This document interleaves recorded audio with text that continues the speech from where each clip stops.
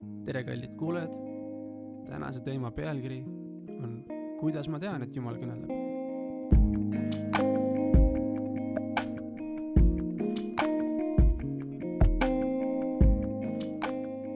Täna on mul teile 2 kirjakohta ja esimene tuleb Heebrealaste 10. peatükist ja see on Salm 25.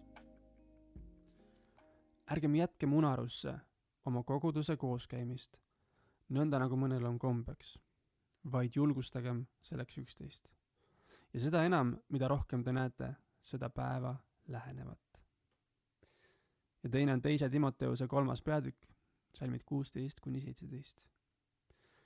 Kogu püha kiri on Jumala sisendatud ja kasulik õpetamiseks, noomimiseks, parandamiseks, kasvatamiseks õiguses, et Jumala inimene oleks täielikult varustatud ja valmis igale heale teole.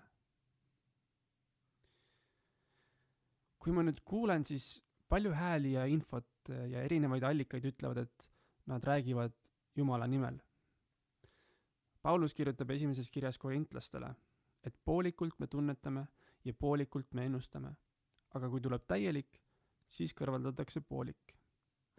Ja tihtipeale juhtubki nii, et parimate kavatsuste juures me tõlgendame Jumalat poolikult ja kipume lisama sinna enda arvamust.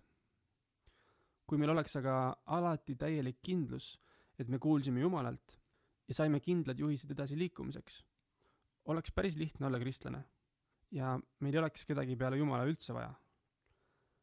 Aga kahjuks või õnneks, või rohkem õnneks, pani Jumal meid siia maamunale eksisteerima koos teiste inimestega. Ja kuna ta lõi meid sotsiaalsete olenditena, siis meie roll on üksteisega suhelda ja jõuda üksmeelele.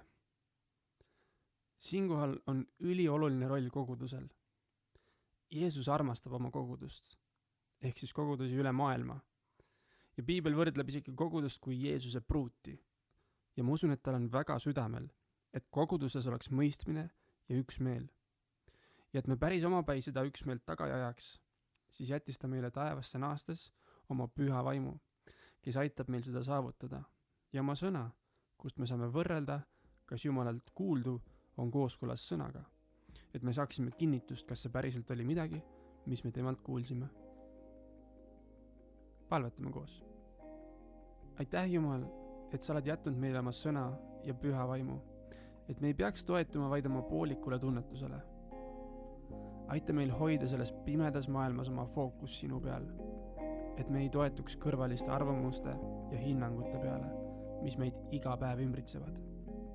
Aita meil saada võitu oma uhkusest ja aita meil mõista, et me ei oska ja me ei peagi alati oskama ise kõigega toime tulema, vaid me saame loota ka oma kogudusele, mille pea oled sina, Jeesus. Amen.